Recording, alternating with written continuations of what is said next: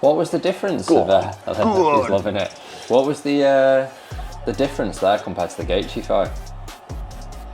I don't know. He just got him in a good position straight away. Right, that was good. Buzzing for the body with the comeback win. Rematch is on the card. What do you think? Another exciting title fight. Or it could be him and McGregor.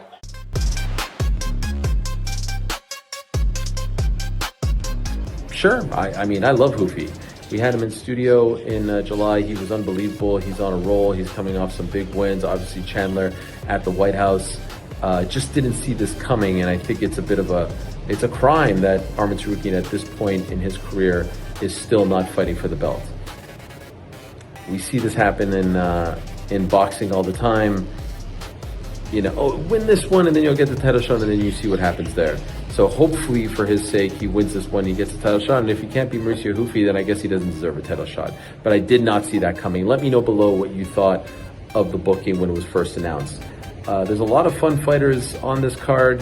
The one that jumps out, honestly, is Robles Despond against Tai Tuivasa. That is a wild fight. Who would have thought? Tai gets another shot. Robles comes back after the MVP fight on Netflix. That's going to be incredible. No takedowns in that one. A very fun fight for both. Gable Stevenson's on the card as well. Who else? Doohoo Choi's on the card. That should be a fun fight. Marlon Chito Vera is on the card. Casey O'Neill's on the card. I actually can't look at the card while I'm filming this, so I'm trying to go up the top of my dome right now, and I know I'm forgetting one or two, but I'm on vacation time here. All in all, randomness of that Arman fight aside, I really do think this is a very fun card, and a card that's being put together. Like, what day is it today? August 5th, August 6th. Like, that's in a month and change. We used to get cards announced 4 months in advance. Now we're going a month and change out. So sometimes these cards feel a little cobbled together, and this one certainly does.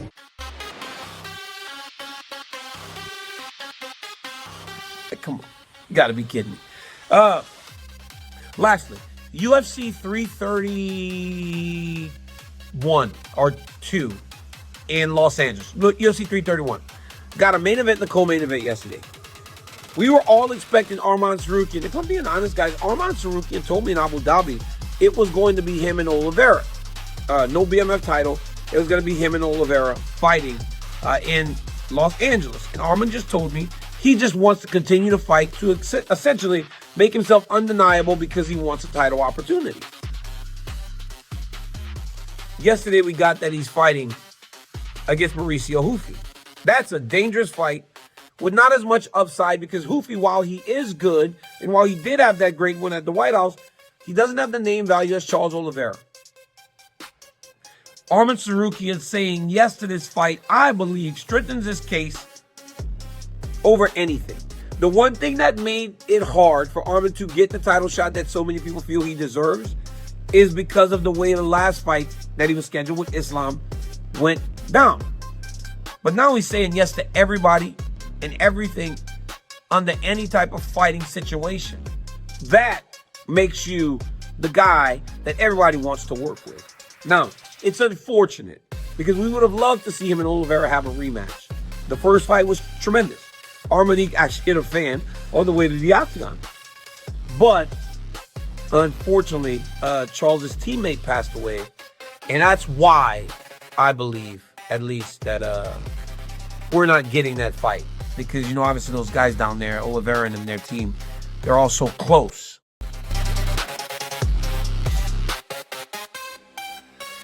He will hit kick him, knock him out flat. The only fight I can see competitive, him and Arman. Charles Oliveira, he would make him quit. He will make him quit. What Charles Oliveira can do to him? Strike with him? Good luck with that. Take him down? Good luck with that. And he will absolutely demolish Max Holloway. Demolish Max Holloway. Because he can take him. Let me tell you why. I love it, Ali. I love it. Let me tell you why. I love Max. I respect Max. Max can't wrestle for shit. And he can't grapple for shit. Usman can grapple, I can wrestle. Guess what? Max he have great striking. But no, he cannot mix it up like Usman.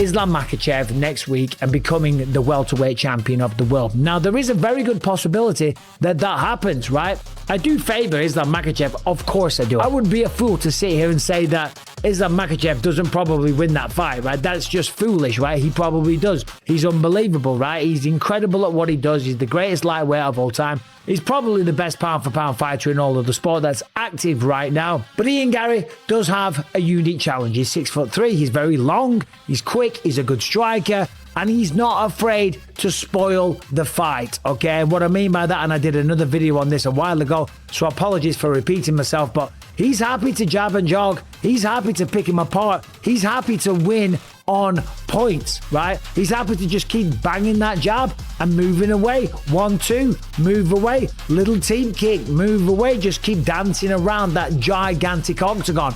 And it is a gigantic octagon. Let me tell you, when you first walk into one of those UFC octagons, you will be surprised at how big it is. There is a lot of space to operate. That's what people talk about at the Apex, because the venue's smaller, the cage is smaller, and it favors wrestlers because they can get hold of them easier and take them down, right? It is a big space, and Ian Garry is going to stick and move all day long. So Khabib Nurmagomedov, he's got some reservations about the fight. But of course, he doesn't underestimate anyone. That's why Khabib was also one of the greatest ever as well. That's the mindset you got to have. You go into every single fight thinking, this is the one. It's going to be really tough. You leave no stone unturned and you get ready. But here's the reality of it. If Islam Makhachev gets a hold of him, he's going to take him down really easy.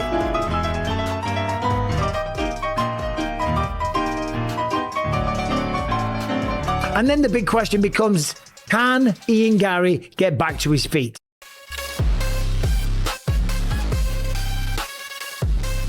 That whole it's got to be a massive fight seems so silly to me because, like, well, there's no massive fight. Like, what is the massive fight? What is the massive Justin Gaethje versus, after what he did at the White House to Ilya Poirier, Justin Gaethje versus anybody's a massive fight right now. Like, that put him in, look, there's no more A-tier fighters. We're never going to have another Conor McGregor. It's never going to happen. Justin was never like, Justin's always been like your favorite fighter's favorite fighter, but that's like the Intercontinental Champion.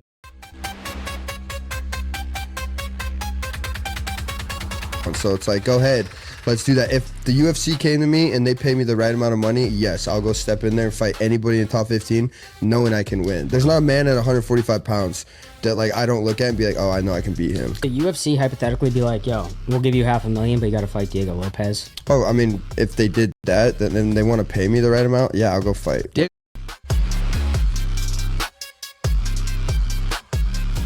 Cheeks clapping, man, he would have been tapping. Cheeks clapping, man, he would have been tapping. Cheeks clapping, man, he would have been tapping.